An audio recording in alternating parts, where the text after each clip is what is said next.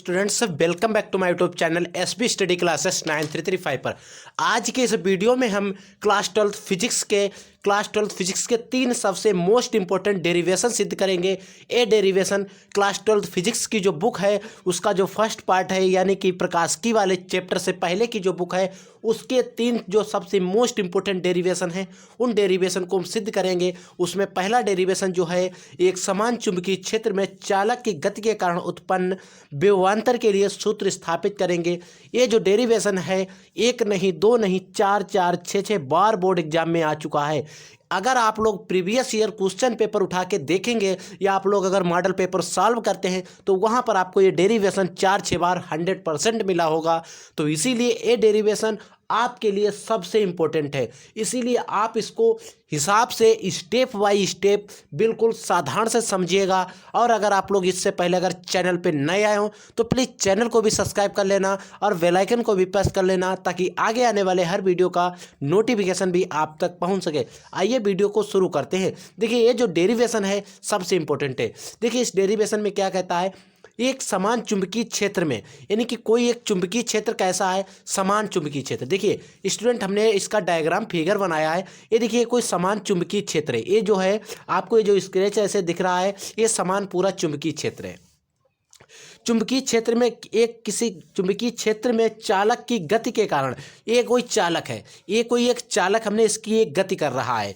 गति के कारण चालक के सूत्र यानी कि कारण उत्पन्न जो विभवांतर यानी कि जो बी उत्पन्न होगा उसके लिए हमें इसका सूत्र स्थापित करना है। हमें देखिए ये कोई चालक है, ये चुंबकीय क्षेत्र बी है।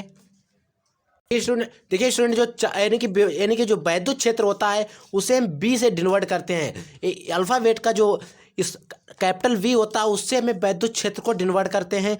अगर कोई चालक क्षण होगी तो उस पर एक जगह पे प्लस होगा और दूसरी जगह पे माइनस होगा, इस पे बल लग रहा होगा और इसका जो विभवांतर बी वेग से गति भी कर रही होगी। ठीक है, तो इसके लिए हमें विभवांतर ज्ञात करना। क्या कह रहा है, देखिए समांतर विभवांतर ज्ञात कीजिए। हमने देखिए आपके लिए एक लिख के रखा है, आप इसको अच्छे से बुक पे लिख लेंगे क्योंकि टाइम बहुत कम है, बोर्ड एग्जाम भी आपका नज़दीक आ चुका है। तो इसीलिए आपको स्मार्ट स्टडी, शॉर्ट स्टडी करना है, आपको रट्टा नहीं बिल्कुल समझना है। ठीक है, मान लिया कि एक एल लंबाई की एक पतली चालक क्षण, जो ये चालक क्षण है इसकी आप यहाँ से यहाँ तक की जो लंबाई है स्टूडेंट वो हमारी एल है।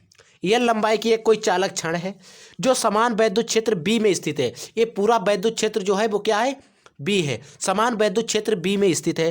ठीक है, जिसे बी वेग से गति कराया जाता है। इस पे जो बी वेग से इसको क्या कराया जाता है, गति कराया जाता है। स्टूडेंट, जहाँ तक हम समझा रहे हैं वहाँ तक आपको समझ में आना चाहिए। अगर आपको जहाँ पे भी समझ में नहीं आया तुरंत आप कमेंट करिए, हम उसका तुरंत सोल्यूशन आपको बताएंगे। ठीक है स्टूडेंट, ठीक है, गति कराया जाता है तब यानी कि जब गति होगी तो उसपे क्या होगा, कोई बल लगेगा। और बल किस पे लगेगा, उसमें जो मुक्त इलेक्ट्रॉन हैं उन पे बल लगेगा। और बल भी कौन सा लगेगा, उस पे जो स्टूडेंट बल लगेगा वो लॉरेंज बल लगेगा।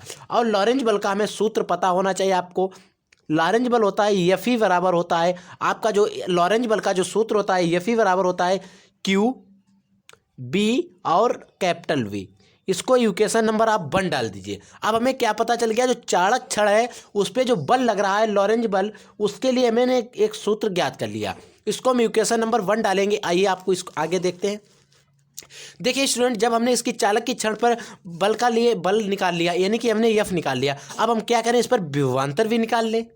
चालक क्षण की गति के कारण बी पर बी उत्पन्न विभवांतर हो जाता है, जिसे वैद्युत क्षेत्र में, देखिए अब क्या होगा, यहाँ पर आप लिखिए चालक क्षण की गति के कारण, क्योंकि गति कर रही है तो गति के कारण, ठीक है। और क्या हमें निकालना है, विभवांतर। और विभवांतर को किससे लिखते हैं, बी से लिखते हैं। विभवांतर उत्पन्न हो जाता है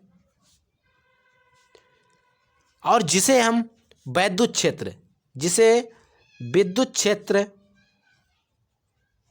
ठीक है। अब विद्युत क्षेत्र का देखिए, जिससे क्या होगा, विद्युत क्षेत्र उत्पन्न होगा। अब विद्युत क्षेत्र का देखिए सूत्र होता है, विद्युत क्षेत्र ई बराबर होता है, अगर विभवांतर और इसमें संबंध देखेंगे तो यल हो जाएगा। यल क्या है, लंबाई है, विभवांतर बी है, ई है विद्युत क्षेत्र।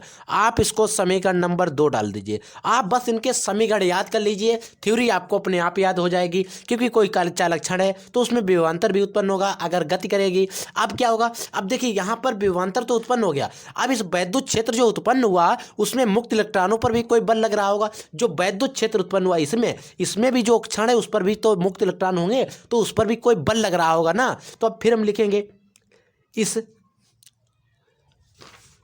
वैद्युत क्षेत्र के कारण, जो वैद्युत क्षेत्र उत्पन्न हुआ इस वैद्युत क्षेत्र के कारण मुक्त इलेक्ट्रॉनों पर लगने वाला विद्युत, आप यहां पर कौन सा लगेगा, विद्युत बल, वैद्युत बल। अब देखिए वैद्युत बल क्या होता है, वैद्युत बल जो होता है वो होता है आपका एफ बराबर, क्या होता है, एफ बराबर क्या होता है, क्यू ई।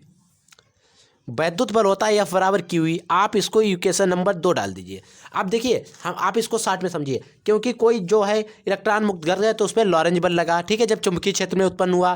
फिर हुआ क्या, चालक पर विभवांतर, तो उसमें विभवांतर हुआ तो विद्युत वाहक बल उत्पन्न हुआ। तो विद्युत क्षेत्र की हमने जो सूत्र लगाया तो उसमें विभवांतर और यल के अनुक्रमा, यानी कि जो विभवांतर और यल के जो अपान के बराबर होता है वो विद्युत क्षेत्र होता है, ठीक है। इस वैद्युत क्षेत्र के कारण उत्पन्न मुक्त इलेक्ट्रॉनों पे बल लगेगा। इस वैद्युत क्षेत्र के कारण भी तो कोई इलेक्ट्रॉन मुक्त इलेक्ट्रॉनों पर जो बल लगेगा, इस वैद्युत क्षेत्र के कारण, इस वाले वैद्युत क्षेत्र के कारण जो मुक्त इलेक्ट्रॉनों पर बल लगेगा वो एफ बराबर हो जाएगा क्यू ई, ठीक है। अब क्या होगा, या आप हम देखिए यहाँ पर भी बल है, यहाँ पर भी बल है, बल तो बल है, तो हम क्या कह सकते हैं, लॉरेंज बल बराबर विद्युत बल स्टूडेंट कह सकते हैं, ठीक है। हम लिख सकते हैं, यहाँ पर हम आप लिख देंगे कि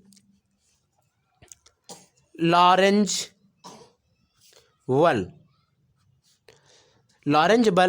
विद्युत बल के रूप में प्राप्त होता है। लॉरेंज बल है जो विद्युत बल के रूप में, देखिए स्टूडेंट आप यहाँ पर एक चीज ध्यान रखें, यहाँ पर लॉरेंज बल विद्युत बल के रूप में प्राप्त होता है या विद्युत बल लॉरेंज बल के रूप में प्राप्त होता है, कहीं कहीं बुक में ये भी लिखा है। तो आपको बिल्कुल कंफ्यूज नहीं होना, इसको नंबर 1 पे लिख लेना, इसको नंबर 2 पे, और अगर ऐसे भी लिखते तब भी कोई दिक्कत नहीं है। तो हम यहाँ पर एक फार्मूला आपको समझाने के लिए लिख देते हैं, क्या लिखते हैं, लॉरेंज बल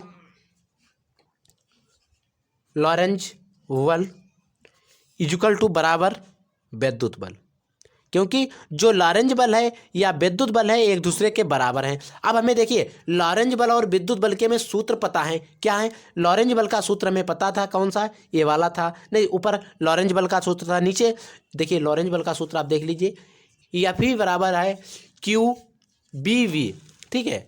तो लॉरेंज बल और यहाँ पर है क्या, पहले लॉरेंज बल बराबर विद्युत वाहक बल या विद्युत वाहक बल बराबर लॉरेंज बल, हम लिखेंगे विद्युत बल का सूत्र में आया है q E equal to Lorentz बल का सूत्र था क्यू बी बी, ठीक है स्टूडेंट, यहाँ तक आपको कोई दिक्कत नहीं। क्या हम इस क्यू से इस क्यू को काट सकते हैं, काट सकते हैं। तो हमारे पास फाइनली क्या आ गया, देखिए ई इक्वल टू आ गया बी वी, यही तो बचा बस, हमें ई बराबर, अब हमें क्या, देखिए आप इसको लिख लेंगे। आइए हम नेक्स्ट पेज से देख लेते हैं इसके आगे का। देखिए स्टूडेंट हमारा जो फाइल है सूत्र आया था पिछले पेज पे, वो आया था E equal to B V, ठीक है। और हमें अब एक सूत्र हमें पता होना चाहिए, हमें एक सूत्र पता है, हमने पढ़ा भी है कि पीछे हमने पढ़ चुके हैं कि ई इक्वल टू क्या पढ़ा था अभी, बी एल पढ़ा था या नहीं पढ़ा था, विद्युत क्षेत्र पढ़ा था। तो हम बस ई बराबर रख देंगे। देखिए इस सूत्र में हमें ई जगह, ई ये सूत्र था ई बराबर वी बी, अब हमें ई की जगह पर ए लिख देना है। देखिए B L equal to B V लिख देंगे। अब हम देखिए इसकी तिरछा गुणा इसके बटे में 1 मान लीजिए, इसकी इसके साथ करा दीजिए। देखिए तो b बराबर हो जाएगा यल जो है इसके साथ बी यल, ठीक है, ये आ गया हमारा सूत्र। अब देखिए आप इसको ब्रैकेट के अंदर बंद कर लीजिए। अब देखिए हमारा अगर माने तो फाइनली भी सूत्र आ चुका है, माने तो फाइनली सूत्र आ चुका है विभवांतर का। अगर यहाँ पर हो सकता है कि जो चुंबकीय क्षेत्र में जो कोण बना था वो ठीठा हो, जो कोण बन रहा था क्षण और इसके बीच में वो क्या पता थीटा हो, तो उसके लिए भी विभवांतर आप यहाँ पर लिखेंगे। यदि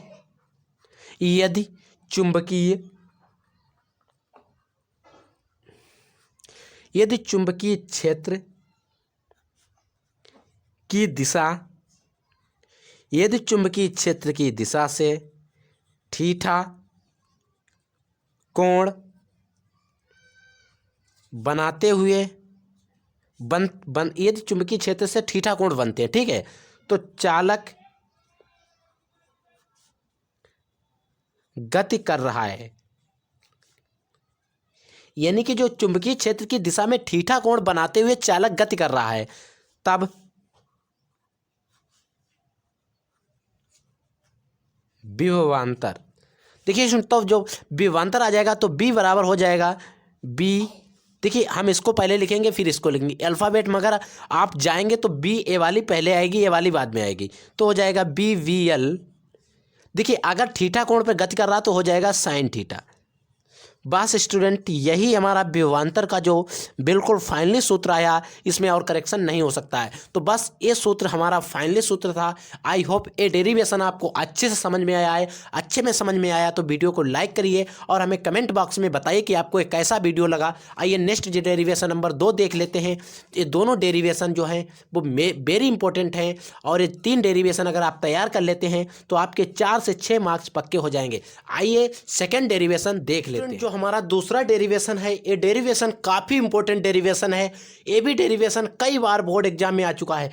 ये डेरिवेशन क्या है, दो समांतर धारावाही चालक, ये दो समांतर धारावाही चालक तारों के बीच लगने वाले बल, जो इनके बीच में जो बल F लगता है उसके लिए हमें सूत्र स्थापित करना है और कुछ नहीं करना है। बस सूत्र अच्छे से आप समझ लीजिए।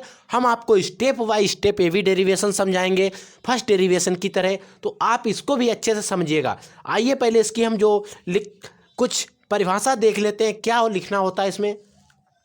देखिए हमने लिखा है, माना 2 L लंबाई के चालक तार, ये देखिए जो 2 चालक तार हैं इनके यहाँ से लेकर यहाँ तक जो लंबाई है वो L है, दोनों की लंबाई L है, ठीक है स्टूडेंट।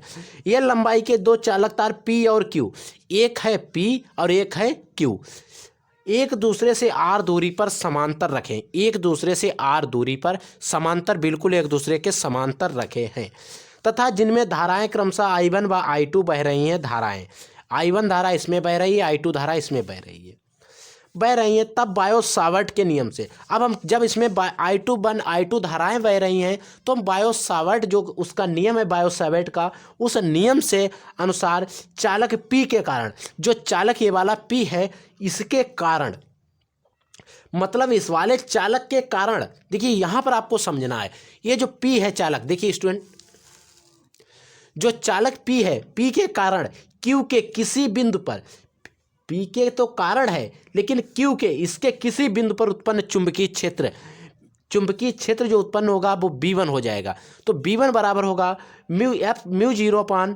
μ0.2 पाई I1/r। ये जो होता है बायो-सावर्ट का नियम है स्टूडेंट, ये जो है बायो-सावर्ट का नियम है। अब बस हमें इसी नियम की सहायता से हम इस पूरे सूत्र को हल करेंगे और स्टेप बाय स्टेप देखेंगे। तो बस अगर आपको ये नियम याद है बायो-सावर्ट का, तो इस डेरिवेशन में आपको कुछ नहीं करना है, बस हलवा एक तरीके से हमें क्या लिखना है कि जो चालक तार Q है इसमें धारा कौन सी बह रही है, लिखेंगे चालक तार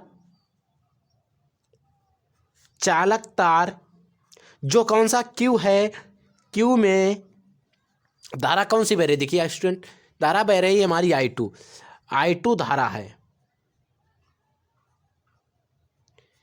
जो चालक तार Q है उसमें कौन सी धारा स्टूडेंट है, I2, जो क्या कर रही है, चुंबकीय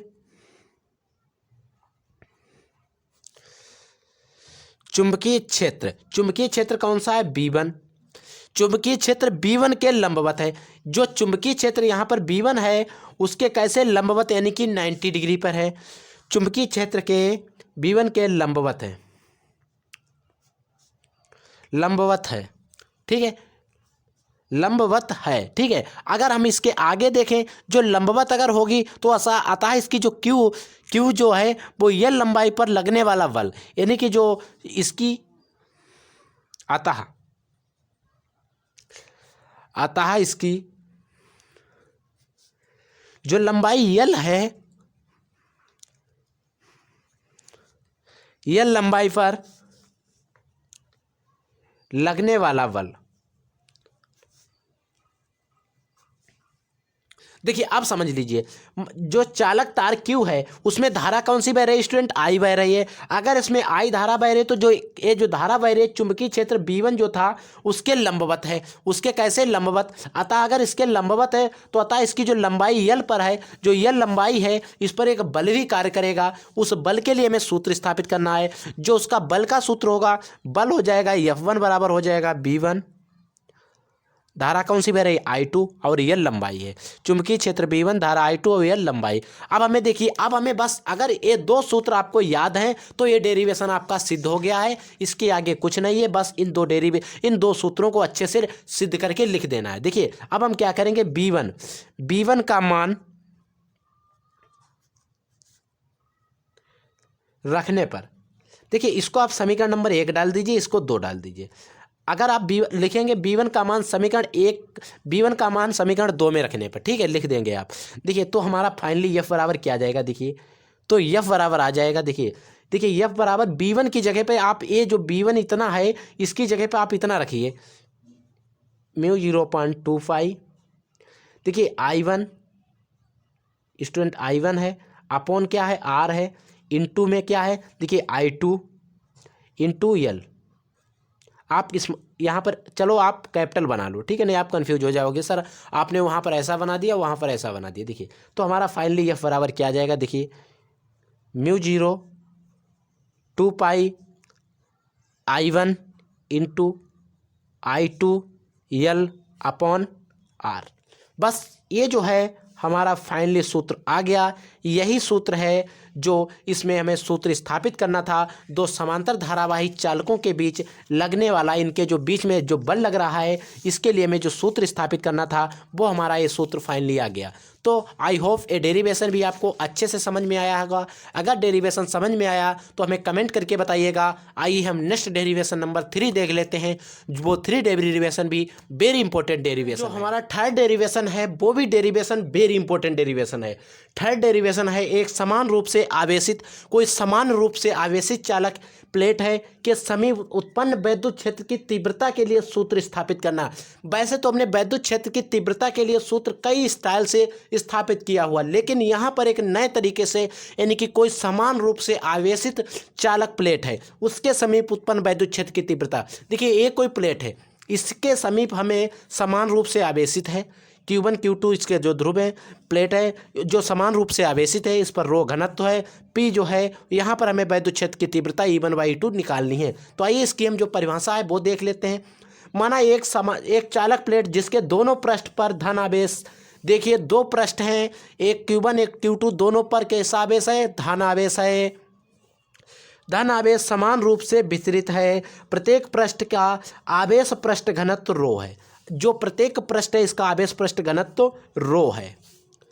जिसके समीप या समीप एक वस्तु P स्थित है, एक जो वस्तु है वो P स्थित है, एक कोई वस्तु P स्थित है, जहाँ स्थित है, जहाँ विद्युत क्षेत्र की तीव्रताएं हमें ज्ञात करनी है। तो आइए स्टूडेंट हम इसका भी विद्युत क्षेत्र की तीव्रता भी एक आसानी से ज्ञात कर लेते हैं। तो हम लिखेंगे, हमें देखिए आप पहले परिभाषा लिखेंगे, फिर आप ये डायग्राम बनाएंगे, इसके नीचे आप फिर लिखेंगे पृष्ठ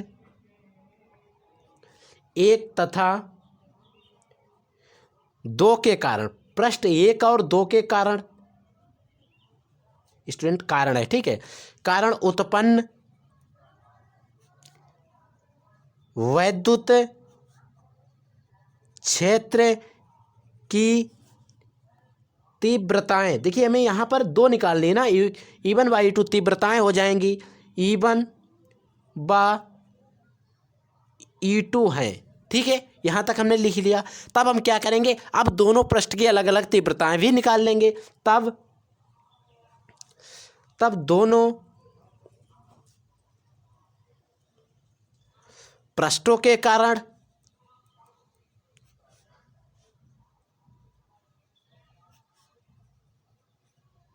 उत्पन्न तीव्रताएं,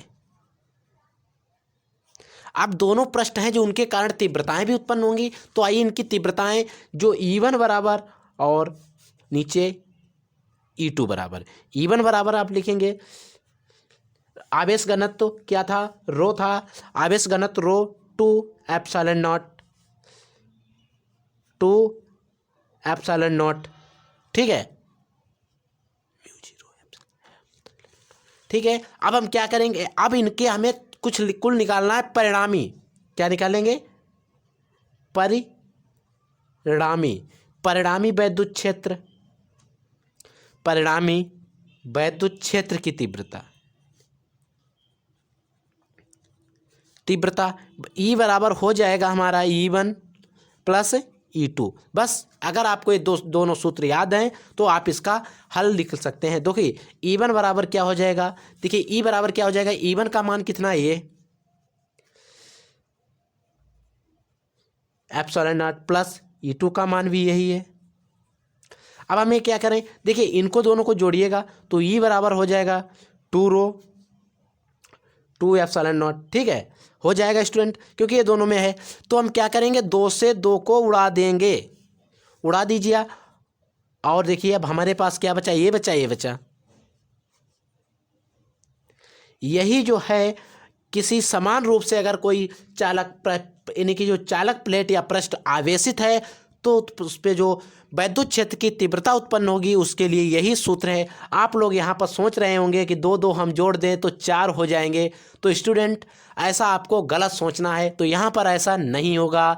इस बात को आपको ध्यान में रखना है, ये पॉइंट यहाँ पर ध्यान रखने लायक है। यहाँ पर आप अगर जोड़ेंगे तो 1 1 2 और नीचे 2 रहेंगे, और तो 2 से 2 हमारे कैंसिल हो जाएंगे। तो ये बराबर आ जाएगा आवेश घनत्व रो अपान एप्सिलॉन नॉट, ठीक है स्टूडेंट। ये फाइनली सूत्र आ गया। तो आई होप ये तीनों डेरिवेशन आपको अच्छे से समझ में आएंगे। अच्छे से समझ में आए हो तो वीडियो को लाइक करें और अपनी राय हमें कमेंट बॉक्स में दें। हम मिलेंगे एक नए वीडियो में नए टॉपिक के साथ, तब तक के लिए स्टूडेंट जय हिंद।